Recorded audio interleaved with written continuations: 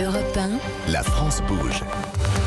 Elisabeth Assayag. Et c'est parti pour les trophées européens de l'avenir. La France bouge chaque jour. Elle ou il tente de vous convaincre. Et pour cela, ils défendent leur projet devant l'œil attentif, exigeant et expert en la matière. Aujourd'hui, c'est Éric Brèche. Vous êtes le président de l'école de ski français.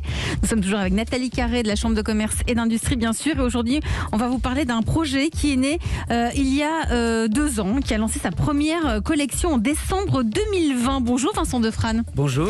Merci d'être avec nous sur Europe 1 et merci d'avoir postulé pour les trophées européens de l'avenir. Vous avez 45 ans et pour ce, vous êtes le fondateur de Ayak. Ayak, ça s'écrit A-Y-A-Q. Alors, j'imagine que des auditeurs vous connaissent parce que vous avez quand même une carrière immense de biathlète au sein de l'équipe de France. Vous avez participé à 3 Jeux Olympiques et vous avez gagné à Turin en 2006. Vous avez été champion olympique de biathlon. C'est bien cela? Je ne me suis pas trompée? C'est ça, c'était un beau bravo. moment de ma vie et de ma carrière, en effet. Bah oui, et ça donne une force, j'imagine, inouïe quand on a traversé, quand on a eu de telles médailles pour se lancer. Mais alors, je ne m'attendais pas à l'entrepreneuriat, mais comme quoi ça mène à tout. Vous avez fondé donc cette marque de vêtements de sport d'hiver. Vous êtes basé dans le Doubs, dans la montagne du Jura. C'est là où vous avez grandi. La montagne, donc, c'est votre territoire. Ayak, ça veut dire quoi, Ayak ?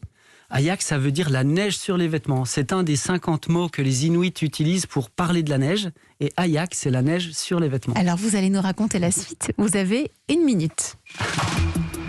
C'est sympa de me donner 1 minute. En tout cas, Ayak, c'est d'abord une idée, une envie et même, je pense, une nécessité d'avoir envie de parcourir la montagne, la nature, de la découvrir, de l'explorer. Mais ça aussi, tout en la préservant, à la fois pour la respecter et puis pour permettre de faire ces activités en montagne qui sont passionnantes le plus longtemps possible. Et donc, Ayak, l'idée, c'est de proposer des vêtements qui permettent en effet d'aller avec efficacité, avec sécurité, avec plaisir, en montagne, partout et par tous les temps. C'est ce qu'on propose avec nos collections de vêtements, c'est d'être équipé pour aller partout et par tous les temps, à toutes les hauteurs, à toutes les vitesses. Et ça nécessite des vêtements qui sont performants, qui sont bien conçus, avec des matières efficaces, mais aussi, pour les raisons que j'évoquais, l'amour et l'envie de respecter la montagne, des matières qui sont naturelles, recyclées, en tout cas des vêtements qui sont éco-conçus, éco-responsables, dans le sens où ils limitent leur impact environnemental, pour faire ce mariage d'une pratique amoureuse de la montagne, sportive, souvent des sports de montagne, et puis qui admire mais qui respecte les espaces qu'on découvre. Vous nous avez donné envie en tout cas de découvrir Ayak. Bravo pour votre pitch, Vincent, c'était très très bien. Vous avez oublié de donner les prix. On est sur une gamme très premium, on est sur du très haut de gamme, mais la qualité a un prix.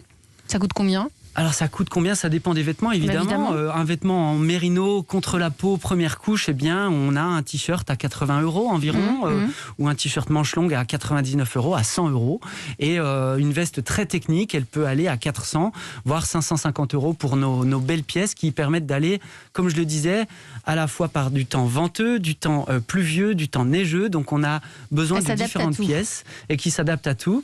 On est vraiment dans la conviction qu'on a besoin de qualité, d'une garde-robe entre guillemets technique polyvalente. C'est pour ça que certes une veste a un prix pour qu'elle soit efficace, mais aussi on conçoit les vêtements pour qu'ils soient polyvalents. Et de très jolies couleurs. Là vous nous avez apporté du orange et une espèce de bleu-gris qui sont absolument magnifiques. Nathalie Carré de la Chambre de commerce et d'industrie, vous en pensez quoi, Nathalie ? Bonjour Vincent, mais déjà en fait, alors merci parce que j'ai enfin compris quel produit il fallait mettre par couche pour que la technique des 3 couches de protection soit efficace. Donc là ça y est, j'ai compris. Et puis bravo pour le design des vêtements, leur éco-conception, leur technicité, on sent que vous maîtrisez vraiment le sujet. Et vous avez des ambassadeurs qui sont des sportifs de montagne accomplis, c'est rassurant pour le grand public de voir que vos produits en fait sont validés par des pros au-delà de vous, puisque vous êtes le patron.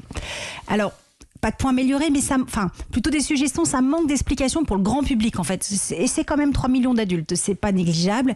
Donc déjà expliquer plus tous les temps pour le grand public. Les vêtements de ski, c'est quand même un budget important pour une semaine par an. On n'a pas envie d'avoir 2 pantalons, 2 vestes, etc. Vous parlez des urbains, mais il y en a qui vivent à la montagne quand même, Nathalie. Ah, mais il y a quand même des gens qui vivent à la montagne. Je suis d'accord. Je suis d'accord.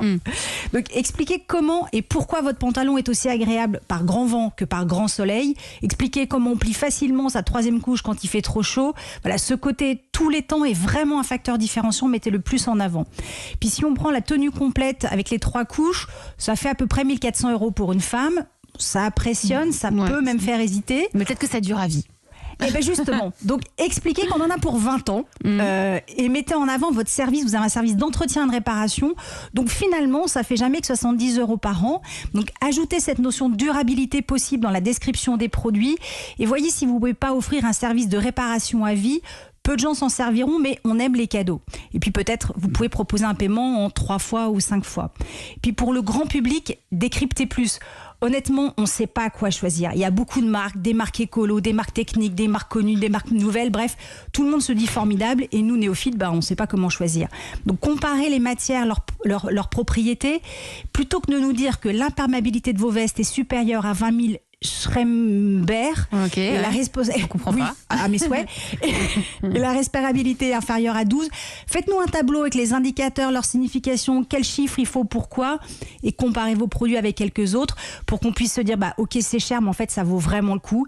Donc, démontrez vraiment que Hayak, c'est le sport de montagne partout et par tous les temps, effectivement. Moi, je trouve ça toujours passionnant ce que vous nous dites et vos remarques, Nathalie Carré. Est-ce que vous pensez pas qu'il faut aussi qu'il raconte son histoire quand même? C'est un champion. Alors je suis d'accord avec vous, c'est un champion, mais on le sent quand même. On le sent à travers le site que vraiment il maîtrise. Enfin voilà, il maîtrise son sujet. Champion, médaille, JO. Franchement, rien que ça, j'ai envie de l'acheter. C'est un peu l'aspect marketing, certes, mais ça fait partie du package.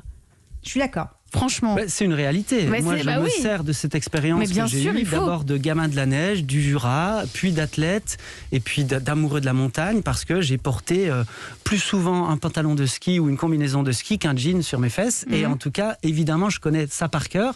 Et comme vous l'avez dit tout à l'heure, on est, au-delà de moi, on est accompagné par des moniteurs, par des guides, par des gens de la sécurité en montagne, du PGHM de Chamonix par exemple, qui nous aident à concevoir, vérifier, tester et puis utiliser les vêtements.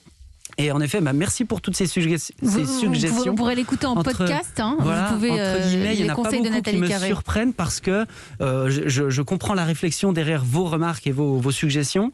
Il est clair qu'un vêtement efficace pour aller partout et par tous les temps, c'est une combinaison de différentes couches. On a cette collection qui est très technique, qui doit être expliquée avec précision, mais aussi vulgarisée un petit peu pour que ça soit assez rapide et assez simple à comprendre et on s'y attelle petit à petit. Alors on est déjà sur le produit, on a une conviction, c'est avant de faire du marketing, on veut être sur le produit, on a la conviction qu'une marque sera viable, durable si son produit est bon, et ensuite évidemment, et dès maintenant, on s'attelle à expliquer tout ça, à le communiquer. Mais en tout cas, on a la base de ce produit, encore une fois, avec les fondamentaux qui sont les nôtres, des vêtements très efficaces, éco-conçus et européens. On n'a pas parlé de l'Europe. Mais ils sont fabriqués où ? Au Portugal. On a un parti pris européen, tant pour la qualité et l'écologie en plus de cette démarche européenne. Éric Brèche, président de l'école de ski français, votre regard sur Hayak ?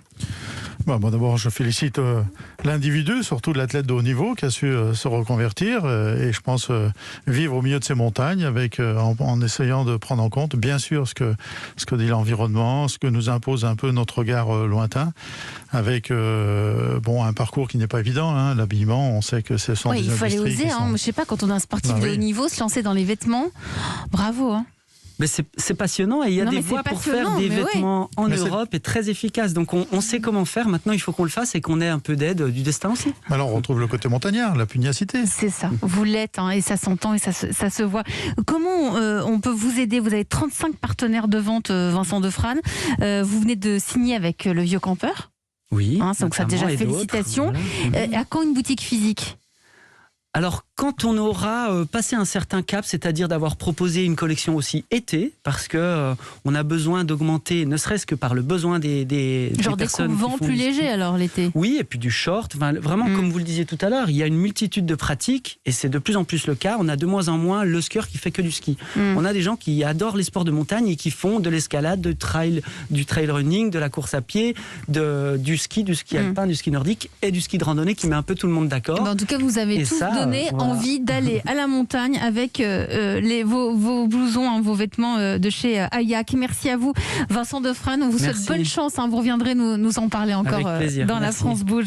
Et on attend vos candidatures inspirantes et innovantes, n'est-ce pas, Nathalie Carré, pour pitcher? N'hésitez pas à postuler sur e1-lafrancebouge@europe1.fr. Promis juré, Charlotte Barrécan et moi, on lit toutes les candidatures. Et on compte sur vous et vous aurez peut-être la chance de faire partie de nos candidats en route pour les trophées Europe 1, La France Bouge. Europe 13h50 sur Europe 1, restez avec nous à suivre, faire en sorte que les salariés évoluent quand on est dans un grand groupe. On va passer un coup de fil à l'une des patronnes du groupe Vive. Elle a fait appel à une start-up pour les aider et ça marche.